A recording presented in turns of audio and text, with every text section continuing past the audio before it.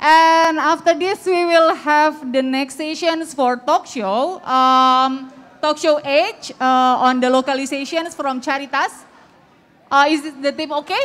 The team okay finish already? Yeah, we will have the talk show for the role of faith-based community on empowering local humanitarian actions. Please welcome Caritas team. You will have 45 minutes on the sessions and we will remind you for the remaining times. Thank you very much. Yes, Caritas Germany, stage is yours. Thank you.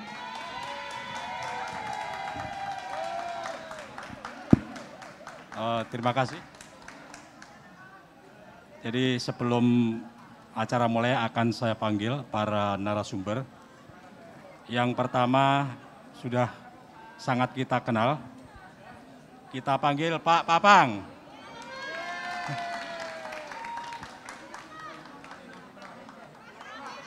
Kemudian Romo Freddy, silahkan. Mas Aryo.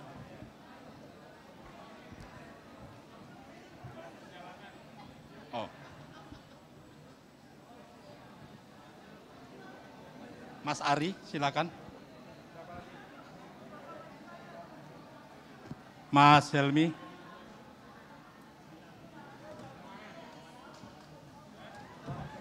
Kayak yang tengah sini lah. Silakan Pak Papang tengah Bapak. Bapak tengah Bapak. Silakan duduk. Sebenarnya masih ada satu lagi narasumber yang akan hadir di tengah-tengah kita, Mas Surya Rahman, tetapi masih dalam perjalanan dan mengingat waktu yang sangat terbatas, jadi acara ini akan kita mulai. Baik, selamat siang Bapak Ibu semua. Terima kasih pada kesempatan siang hari ini masih bertahan untuk mengikuti acara Rumah Resiliensi Indonesia. Dan tadi sebelumnya kita lihat penampilan forum PRB yang sedikit banyak menggairahkan kita semua untuk tetap bersemangat. Dan baik, sebelum acara kita mulai, akan saya perkenalkan satu persatu dulu. Yang pertama, paling pojok kiri adalah Mas Ari Nugroho. Beliau adalah Regional Program Officer untuk Caritas Asia, sudah cukup malang melintang di dunia humanitarian. Kemudian selanjutnya adalah Romo Freddy Rantitaruk, beliau adalah Direktur Caritas Indonesia. Kemudian selanjutnya Bapak Papang atau nama aslinya Pangarso Suryotomo.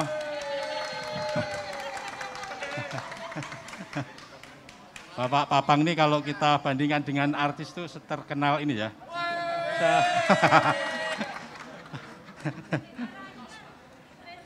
Seterkenal Reza Rahardian. Nah, kalau di dunia bencana, ini Pak Papang dari Sabang sampai Merauke semua tahu semua. Panglima relawan. Kemudian selanjutnya adalah Bapak Helmi Hamid. Beliau adalah Capacity Building dan Emergency Manager dari Catholic Relief Service. Pada kesempatan yang baik ini, kita akan sharing atau menyampaikan beberapa poin penting terkait dengan topik peran lembaga keagamaan di dalam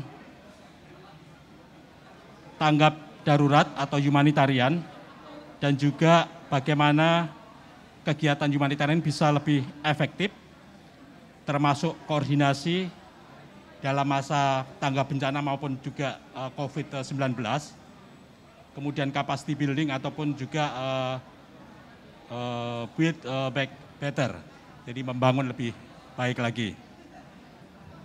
Itu topik yang akan kita bahas atau kita sampaikan kurang lebih nanti 45 menit ke depan, dan pertama, waktu akan saya berikan kepada Mas Ari Nugroho. Silakan Mas Ari. Terima kasih Pak Cipto. Baik, selamat siang Bapak dan Ibu sekalian, senang sekali berada di sini. Langsung saja ya. Jadi maaf saya sambil nyontek. Caritas Internasionalis baru saja meluncurkan kampanye global, yaitu Together We, yang bertujuan untuk mengajak masyarakat luas melalui seluruh anggota konfederasi Caritas tersebut yang tersebar di lebih dari 160 negara di dunia untuk bergerak bersama dalam membangun ketangguhan.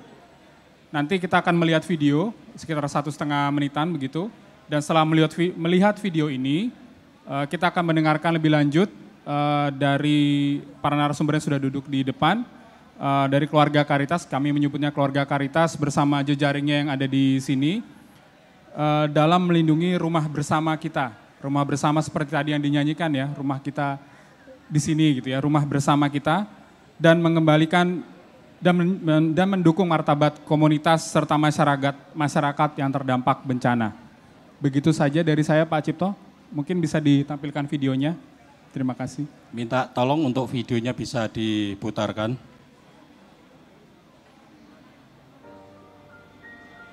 The harm being done to the environment is having dramatic effects on people's lives, especially the most vulnerable and socially excluded. Together, we can protect our common home. Together, we can care for the poor. Together, we can raise our voice for the voiceless. Together, we can strive to restore dignity. Together, we must act. Join the Caritas Internationalis global campaign, Together We, because together we can do it. Let's join hands and take action to combat poverty, restore dignity to the excluded, and protect nature. Because if we don't care for a common home, most of humanity will be without a home. We must act today for a better tomorrow.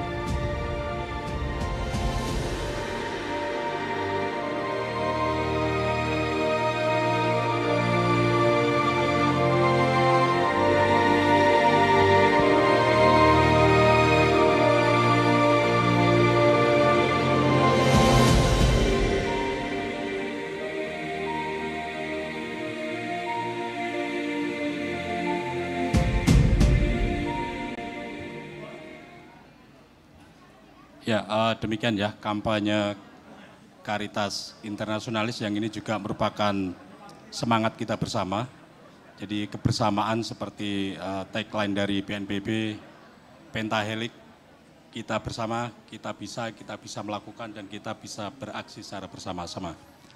Baik, selanjutnya akan kita eksplor lebih jauh lagi tentang kegiatan Caritas Indonesia, apa-apa yang sudah dilakukan, kemudian juga struktur bagaimana mereka bekerja dalam melakukan pelokalan ataupun juga respon tanggap kemanusiaan.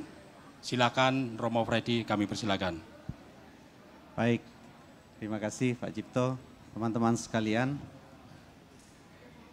Caritas Indonesia adalah bagian dari Caritas Internasionalis. Mungkin saya minta slide-nya disampaikan. Mohon slide-nya. Caritas merupakan ungkapan bela rasa, wujud keprihatinan Bunda Gereja untuk persoalan-persoalan kemanusiaan. Maka seperti tadi kita mengusung one human family, one common home. Jadi kita menganggap bahwa semua manusia adalah satu keluarga dan kita mendiami bumi yang sama. Nah, gerakan Caritas ini kalau kita lihat secara struktur, memang DNA-nya adalah pelokalan, karena yang terjadi nanti aktivitasnya itu spirit Caritas itu terwujud di dalam komunitas paling bawah, di masyarakat. Jadi bukan pertama-tama lembaganya, tetapi spirit cara kerja prinsipnya itu dibawakan dalam bekerja sama, dalam bermitra, sehingga terjadi gerakan bela rasa dan resiliensi yang utama kan seharusnya terjadi di golongan paling bawah. Nah, di Indonesia kami adalah Caritas nasional Dan dalam struktur ini kita lihat bersama 160 negara lebih bergabung dalam Caritas Internationalis, pusatnya di Roma. Dan di tingkat benua ada Caritas di tingkat benua, dan dalam hal ini diwakili dari Caritas Asia. Dan di setiap benua ada Caritas Nasional. Nah, di Caritas Nasional itu keuskupan-keuskupan itu adalah bagian dari Caritas Nasional. Caritas Nasional melayani Caritas keuskupan. Nah, di Indonesia ada 37 keuskupan di 34 provinsi, dan setiap keuskupan ini melayani paroki-paroki yang lebih kecil lagi wadahnya. Di Indonesia sekitar 1.200 paroki, 1.200 paroki. Lalu di bawahnya lagi ada unit yang lebih kecil, yaitu komunitas-komunitas. Nah, dalam kerjasama ini kita bisa lihat slide berikut.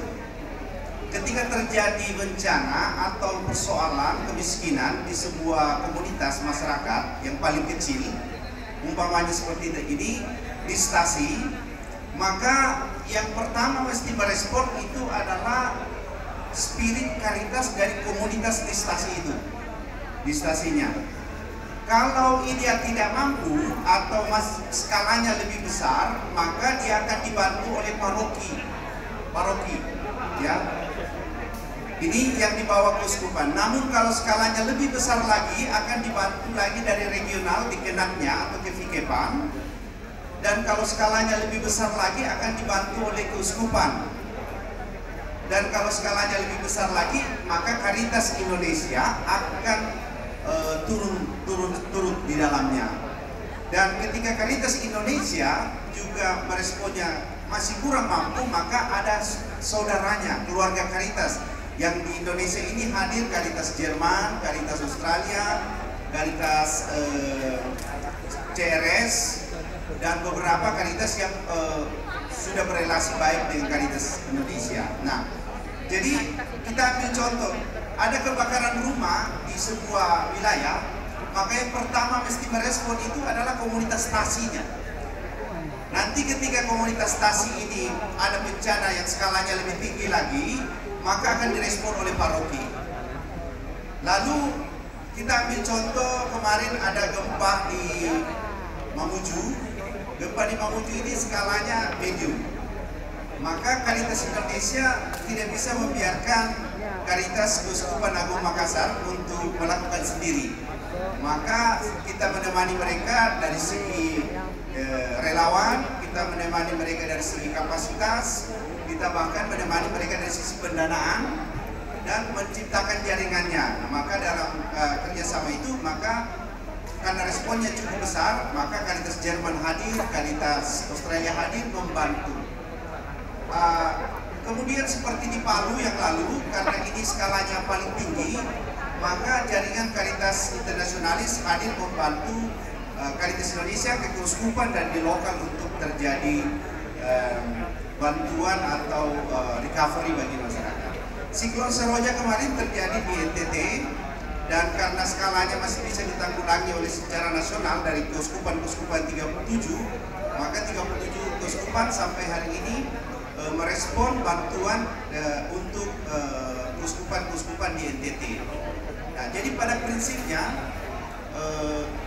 yang bergerak adalah masyarakat lokal, dibantu dengan tingkat-tingkat peran dan pembagian tugas, dan dari nasional memberikan fasilitasi untuk peningkatan kapasitas, kemudian penciptaan jaringan relawan, kemitraan dengan pemerintah, dan kalau dari sisi pendanaan, solidaritas dan subsidiaritas itu terjadi. Apabila di bawah bisa mengatasi, maka tidak perlu diambil alih, dan kalau dia harus dibantu, maka harus dibantu. Dan yang dari tempat lain apabila memiliki kemampuan, dia akan membantu yang lemah. Jadi prinsipnya seperti itu, tetapi pelaksananya adalah masyarakat lokal. Itu dengan tugas kita adalah memberikan kapasitas. Ini pengalaman-pengalaman yang terjadi di Selat Sunda, di gempa Lombok, kemudian siklon Seroja, Mamuju, dan sekarang kalau pengurangan risiko bencana terjadi di banyak kita respon di Kalimantan. Begitu Pak Cipto, jadi prinsip yang dikedepankan adalah subsidiaritas, solidaritas, penghargaan kepada masyarakat lokal, kapasitas lokal, dan fungsi nasional adalah animasi, koordinasi, fasilitasi, sehingga terjadi respon untuk masyarakat dengan harapan masyarakat di tingkat lokal itu bisa lebih tangguh. Dan terakhir ini kami mencanangkan 5 tahun ke depan, Bapak, itu untuk gerakan paroki tangguh bencana di seluruh Indonesia. Dari 1.200 paroki itu, kami nanti menurun ke BNPB, bagaimana bermitra dengan pemerintah mengenai program supaya masyarakat lokal benar-benar bisa berperan serta dalam membantu pemerintah, membantu kecamatan, membantu desa dalam program-program ketahanan masyarakat dan program resiko. Tetapi ini fungsi nasional adalah menemani dan supaya mereka bisa memiliki kapasitas. Begitu Pak. Terima kasih. Baik, terima kasih. Mungkin sedikit banyak sudah bisa tergambarkan bagaimana struktur dari Caritas Indonesia itu bekerja. Dan sebelum pindah ke narasumber yang lain, bisa dijelaskan atau dielaborasi lebih jauh lagi, Bapak, apa yang dilakukan oleh Caritas internasional atau yang tadi disebutkan? Apakah itu hubungan dalam bentuk dana saja, atau mungkin ada hal-hal lain yang tadi mungkin belum sempat terjelaskan? Silakan. Baik Pak Cipto. Jadi karena tadi jadi prinsip fraternal cooperation dalam Caritas, maka saling menolong dan membantu dalam segala aspek itu terjadi dari bawah. Dan ketika Caritas Nasional sebagai Caritas Nasional berjumpa dengan Caritas Nasional dari negara-negara lain, maka kerjasamanya bisa berupa peningkatan kapasitas seperti untuk emergency response, kemudian untuk pendanaan, untuk kolaborasi di satu wilayah seperti yang dilakukan dengan teman-teman yang ada saat ini. Dan bahkan membantu bertumbuhnya Caritas Nasional itu sendiri. Nah, dengan prinsip yang sama, karena Caritas Internasionalis telah menetapkan Caritas Internasionalis Management Standard, dan beberapa hal penting dalam pelayanan kemanusiaan itu semestinya bisa dihayati, diinternalisasi dan dipraktekkan pada semua level. Nah, jadi Caritas Internasionalis dari yang ada di sini seperti Jerman, Australia, CRS dan lain sebagainya itu berperan dalam peningkatan kapasitas Caritas Nasionalnya. Dan Caritas Nasional melakukan peningkatan kapasitas ke regional, wilayah, daerah, dan di daerah meneruskan sampai basis masyarakat. Mungkin juga Pak Cipto di kesempatan lain Caritas Nasional yang hadir itu membantu Caritas Nasional implementasi di program-program khusus yang masih perlu peningkatan kapasitas bagi Caritas Nasional dan Caritas daerah, dan itu peranan dari Caritas Internasionalis dalam program. Baik, terima kasih. Menarik sekali. Jadi peran di level nasional, dan di sini ada Mas Helmi, jadi selaku perwakilan dari CRS atau Catholic Relief Service, yang notabene adalah international organization. Jadi bisa dijelaskan lebih jauh lagi Mas Helmi untuk peran-peran CRS ataupun juga program-program CRS, bagaimana mendorong supaya kegiatan kelompok tingkat akan bisa terjadi. Silakan Mas Helmi. Assalamualaikum warahmatullahi wabarakatuh. Selamat siang dan salam sejahtera untuk kita semua.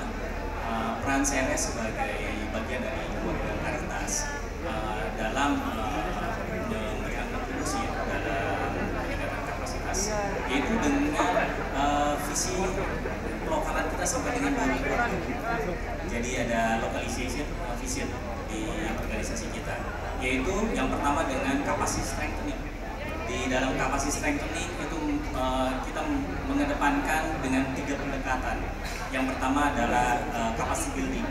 Jadi capacity building kita memberikan seri pelatihan untuk peningkatan kapasitas tergantung topiknya, apakah saat ini topiknya tentang adaptasi perubahan iklim, kemudian tentang bantuan tunai, atau tentang emergency response sendiri, termasuk yang akan datang, yang sedang kita rencanakan. Bahkan setelah pelatihan ini kita mengundang rekan-rekan Caritas untuk mengikuti pelatihan dasar bantuan tunai dan juga kajian pasar. Kemudian Kemudian selain capacity building, yang kedua pendekatannya adalah dengan institutional strengthening. Institutional strengthening itu adalah meningkatkan kapasitas lembaga itu sendiri. Nah, di sini tidak hanya dengan lembaga Caritas, tapi juga dengan faith-based organization yang lain, yaitu yang juga hadir di sini ada NDMC, kemudian ada PBMI juga, di samping Caritas menjadi bagian pelokalan dari kami. Kemudian dalam institutional strengthening diberikan pendampingan bagaimana membuat sebuah guidance, SOP untuk kesiapsiagaan, SOP untuk bantuan tunai misalnya, kemudian SOP untuk berbagai macam respon yang cepat. Kemudian yang terakhir adalah pendekatan yang ketiga adalah accompaniment. Accompaniment adalah pendekatan dengan pendampingan. Nah, Ceres di setiap programnya memberikan atau menyediakan technical advisor, menyediakan tenaga teknis, tenaga ahli untuk memberikan pendampingan ke setiap mitra. Tergantung topiknya sendiri itu sendiri. Contohnya bantuan tunai, kita menyediakan bantuan teknis, bantuan tunai, kemudian untuk meal sendiri, kemudian juga untuk capacity building lainnya.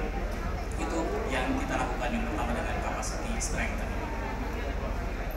Bisa dijelaskan lebih jauh, Mas Helmi. Jadi ternyata lembaga Caritas juga bekerja sama dengan lembaga NDMC yang notabene adalah lembaga berbasis Muslim. Jadi bagaimana itu menjalin kerjasama sehingga kegiatan itu bisa dilakukan secara selaras. Baik, sekali lagi resilient is lokal. Ya. Hal yang paling penting dalam menciptakan resilient adalah di tingkat lokal, di tingkat rumah tangga, termasuk untuk memperkuat lokal humanitarian actor. Nah, kita melihat di masyarakat rural pengaruh dari faith-based organization, pengaruh ulama, pengaruh ulama, kemudian pemuka agama itu sangat penting. Contohnya dalam COVID ini, Contohnya dalam COVID ini kita bekerjasama dengan pemuka agama untuk memberikan campaign, memberikan pendidikan, memberikan mengajak mereka untuk mencegah bersama-sama mencegah penyebaran COVID-19. Itu salah satu halnya saja. Jadi peran mereka sangat penting. Yang kedua adalah faith-based organization memiliki jaringan yang luas sampai dengan ke masyarakat. Contoh Caritas tadi ya, dari ada Nasional Caritas, ada Keuskupan, kemudian ada lagi di bagian bawah lagi ada paroki dan juga ada stasi. Sama halnya dengan faith-based organization seperti MDMC dan juga PBN sampai dengan tingkat agama. Itulah yang menjadi sasaran. Terima kasih Mas Helmi. Jadi harmonisasi kerjasama antar faith-based organization ini benar-benar terjadi di Indonesia dan ini merupakan satu capaian yang luar biasa.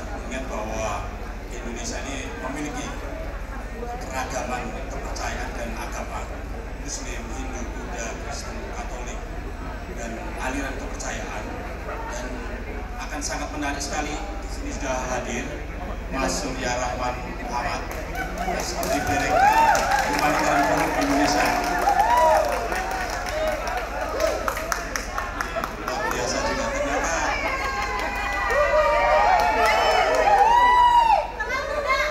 Banyak fans juga ternyata. Jadi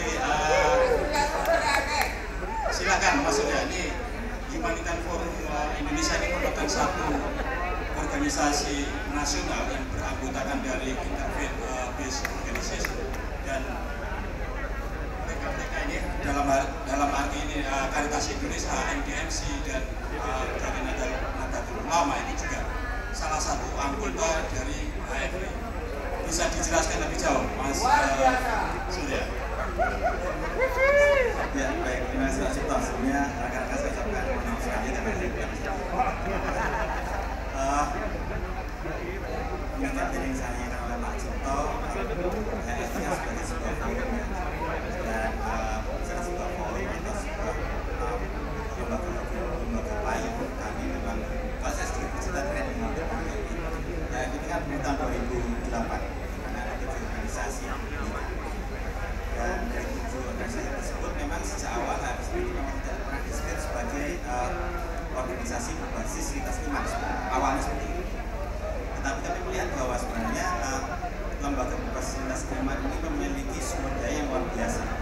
Karena kalau misalnya kita melihat data-data yang ada di lapangan, hampir 85% dari penduduknya adalah orang beragama, masyarakat beragama, dan hampir dari 9%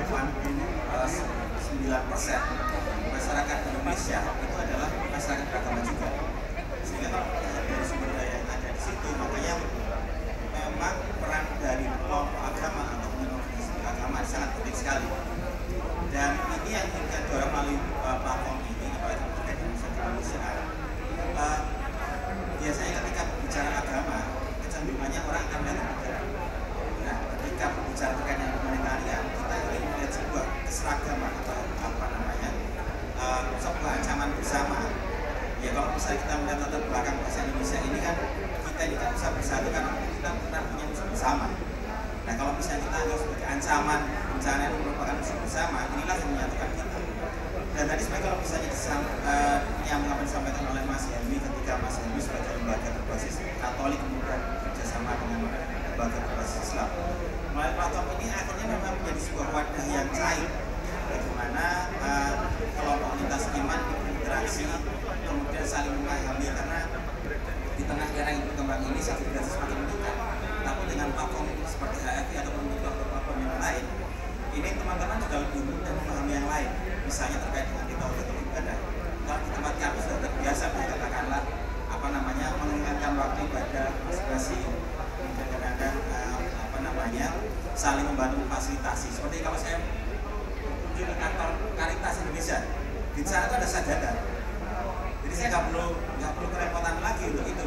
Sehingga hal-hal seperti ini yang kita bangun melalui HFI ini, sehingga memang ketika kita bergerak pada isu kemanusiaan kita semakin sinergi. Yang kedua, kita ingin mendorong ini juga di level tataran grassroots, karena faktanya HFI dengan 18 anggota yang beberapa di antaranya merupakan lembaga cukup besar dengan jaringan sangat luas, seperti ada NU, ada Muhammadiyah, ada Caritas, dengan jaringan Gereja Katolik, juga Persekutuan Gereja Indonesia, jaringan Protestan. Di sini sebenarnya mensinergikan peran-peran first responder sangat penting, karena ketika itu bisa dilakukan, saya kira mungkin kalau bisa jadi sebenarnya apa yang dilakukan sudah bisa mencukupi semua sebenarnya tanpa ada pemerintah. Kalau misalnya kita boleh berkata demikian, tapi faktanya kita sebagai sebuah negara kita bisa melupakan itu. Sehingga ini merupakan investasi yang luar biasa yang perlu kita dorong, sehingga bagaimana kita bisa membangun kolaborasi antara pemerintah kemudian unsur-unsur yang lain, khususnya agama itu menjadi kunci dalam upaya kemanusiaan. Terima kasih Mas Surya. Bisa dijelaskan lebih lanjut Mas Surya, mungkin pengalaman karena menjaga supaya tetap harmonis antar interfaith member organization.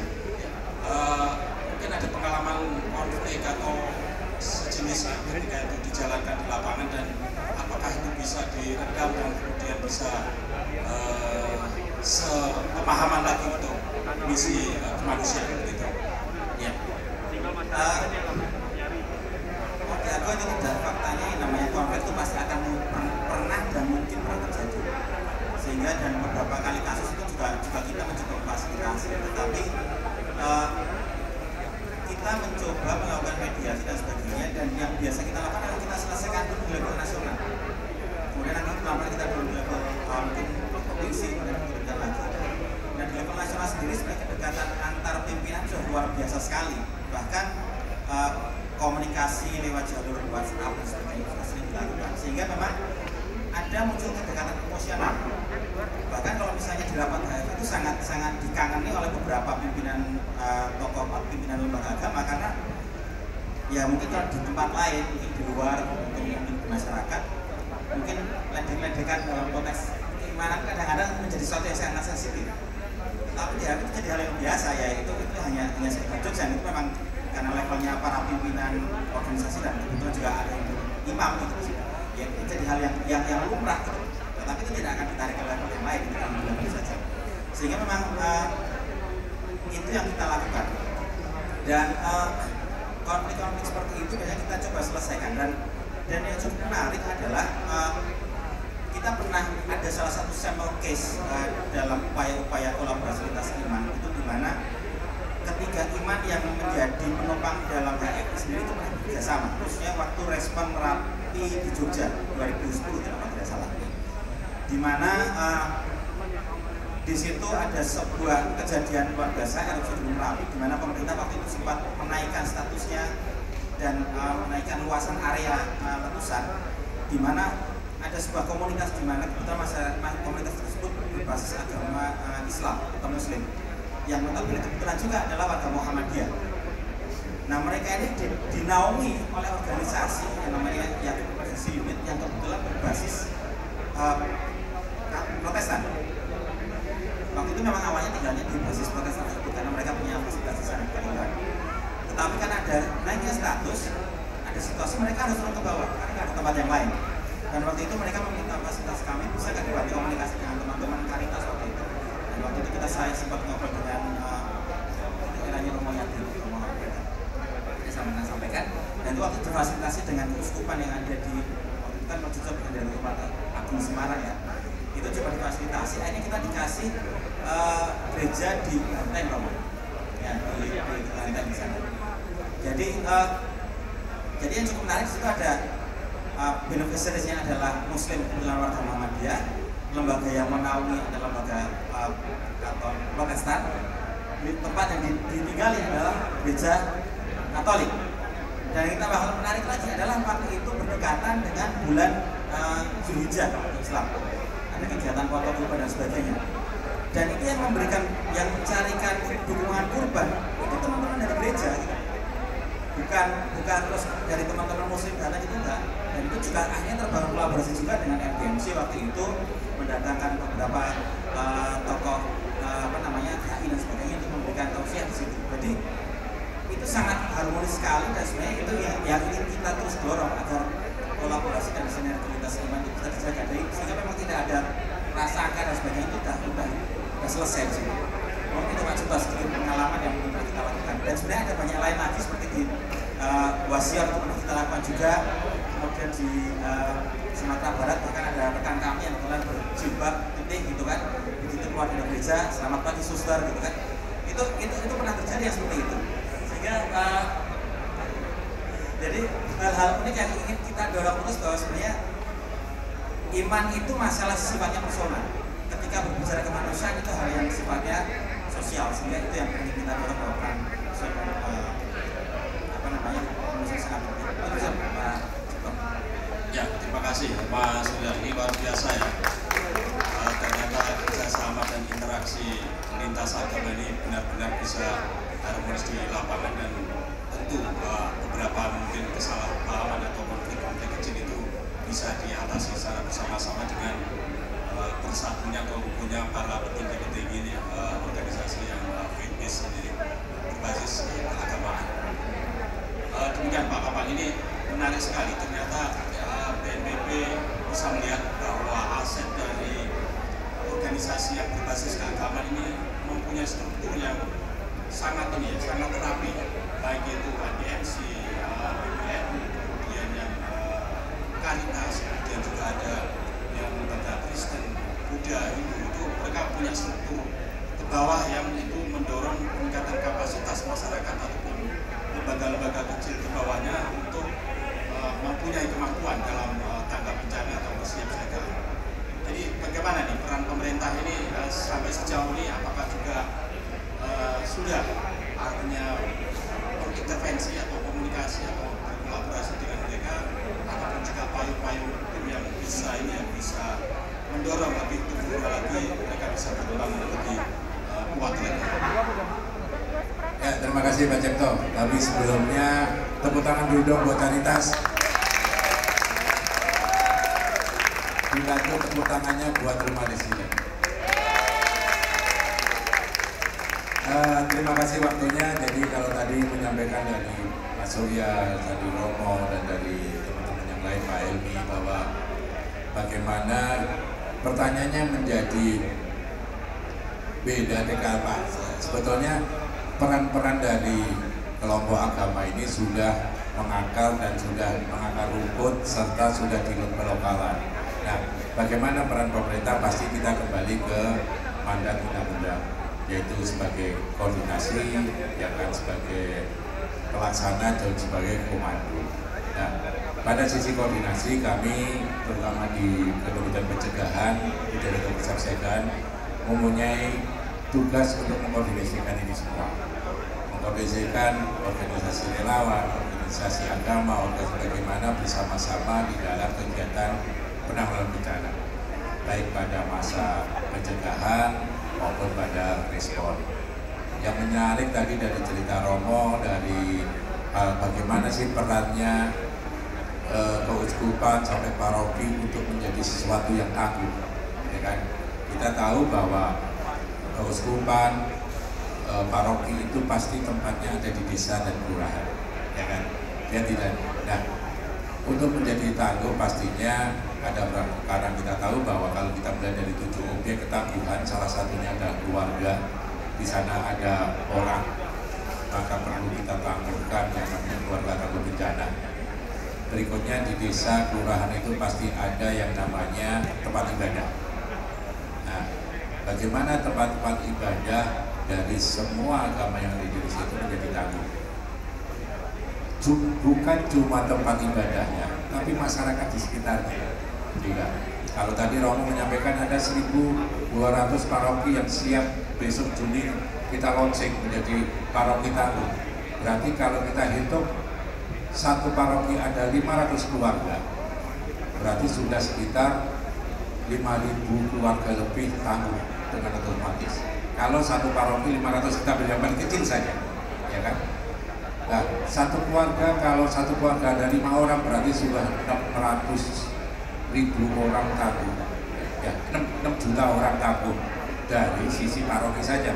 Belum nanti tokoh-tokoh paroki menyebar ke lintas agama yang tadi disampaikan Mas Surya, bahwa di masyarakat itu sudah untuk urusan kemanusiaan sudah tidak ada batasan pemahaman bahwa semuanya sama di dalam kegiatan kemanusiaan, keimanannya semua orang berubah bersama-sama untuk ke sosial, ya kan? Jadi berapa juta yang bisa diampu oleh teman-teman programnya paroki tadi, kalau ini benar-benar berarti belum nanti agama yang lain kita bersama-sama menyampaikan bersama. Pastinya nanti kami juga minta HFI, karena ada 16 itu semuanya di masyarakat, dan nanti disampaikan bahwa seluruh masyarakat Indonesia itu beragama. Berarti ketangguhan itu paling penting dan paling kuat bisa didorong melalui organisasi keagamaan yang hadir di tempat ini. Tepuk tangan dulu dong. Ya, jadi ketangguhan itu kita mulai dari pemerintah itu hanya mendorong, memberikan akses, juga bagaimana pedoman-pedoman yang bisa disamakan. Tapi kita juga tidak lepas dari pedoman yang ada di kitab-kitabnya. Karena bagaimanapun juga urusan nilai-nilai kebaikan di dalam kitab, baik Al-Quran, Injil maupun kitab-kitab yang lain, itu kan pasti menyampaikan terkait sama kebaikan-kebaikan. Nah, bagaimana itu diurai untuk pengurangan risiko bencana, untuk keterlibatan masyarakat sosialnya untuk semakin tinggi, tidak cuma menunjukkan bahwa kalau kita tidak beribadah, kita cuma masuk surga dan neraka. Tapi bagaimana surga dunia ini bisa semakin baik dengan kalimat-kalimat atau ayat-ayat di kitab suci semua agama. Bagaimana terkait sama pengurangan risiko bencana, ya kan? Bagaimana terkait sama hubungan antar manusia di dalam urusan kemanusiaan. Bagaimana hubungan antar manusia keluarga di dalam urusan sosial di lingkungan. Karena kita tahu bahwa bangunan tempat ibadah kadang bersebelahan itu menjadi beda, dan ini menjadi menarik dikala kegiatan-kegiatan kemanusiaan sudah bisa dikoordinasi, berkolaborasi dan baik. Tadi Mas Surya menceritakan pengalaman di Jogja, sama dengan pengalaman saya kemarin baru zaman PON kemarin, waktu kami diperintah untuk bagaimana supaya tidak COVID menyebar pada saat pelaksanaan PON. Kami berbagi masker, bagaimana mengejar untuk COVID atau vaksin dan sebagainya. Yang menarik adalah ketika kami menyebarkan masker, maka pada saat hari Minggu semua orang ke gereja, maka yang membagikan masker di gereja, yang menjaga paket diri teman-teman muslim. Pada saat sholat Jumat begitu juga. Di masjid ini yang bagi makan masker adalah teman-teman non-muslim membagi dan menjaga paket sehingga pelaksanaan sholat Jumat bisa berjalan dengan baik, ibadah minggu juga bisa berjalan dan itu tetap prokes. Nah, kita sudah diajari betul oleh teman-teman dari kelompok-kelompok agama. Nah, tinggal bagaimana kita sekaligus mungkin yang mensinergikan dengan pihak lain, dengan lembaga usaha, karena lembaga usaha juga bagian dari ini, dari teman-teman media, ya kan, dari unsur perguruan tinggi, karena perguruan tinggi juga ada yang dari kalau didirikan oleh kelompok-kelompok agama, dan pastinya hubungan dengan pemerintah daerah. Aku habis. Karena waktu habis, tepuk tangan dulu dong sebelum waktunya habis buat kita semua, dan rumah Malaysia tetap ada sampai tanggal 28. Terima kasih Pak Tito. Ya, sebelum kita tutup mungkin ada pesan yang ini penting yang ingin disampaikan Pak Bambang terkait dengan keterlibatan ini lembaga keagamaan dalam program diara ataupun juga dalam respon kenyataan. Mungkin singkat, padat, dan yang mungkin bisa secara ke depan juga bisa menjadi agenda bersama. Agendanya pasti semuanya menuju Indonesia tumbuh dan Indonesia tangguh, ya kan? Kita mulai Indonesia tangguh, Indonesia tumbuh, kita tetap tangguh dalam bencana melalui kelompok keagamaan menuju ke ketangguhan bangsa. Terima kasih, itu aja. Dan semuanya, terima kasih para narasumber. Sayang sekali waktu sudah habis dan tidak ada kesempatan tanya jawab, dan mungkin kalau dari partisipan ingin eksplor lebih jauh lagi terkait dengan apa yang tadi sudah disampaikan, bisa langsung approach mereka, bisa langsung diskusi dengan mereka, karena semuanya masih akan tinggal di Bali sampai tanggal 28. Baik, kita tutup dan terima kasih atas perhatian semua. Sebelum ditutup, ini ada minta yang foto 30 detik ya.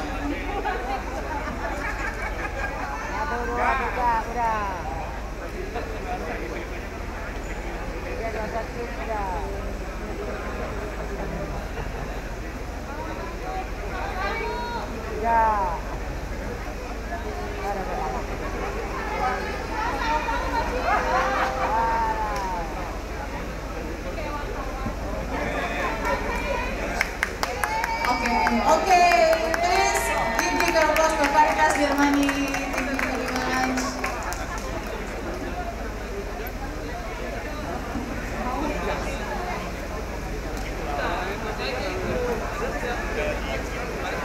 Okay, finally we will arrive on the half-day station. After this one, we will have the performance of Kecap Dance. Oh, Tari Pendek, sorry. The performance of Tari Pendek from MDMC. And maybe after this one also, I would like to close this station as well. This is my last station for this MC. It is an honor for me to meet you all and lead the discussion, but I would like to remain every PIC to send the report to us, to committee, to be submitted for the proceeding of Rumah Resiliensi Indonesia. So yeah, thank you very much for the session, and please enjoy Tari Pendek.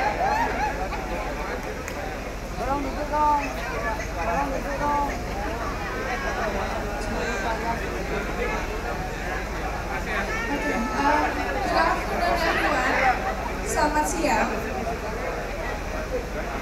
Saya ulangi, selamat siang. Oke, masih semangat ya teman-teman semua.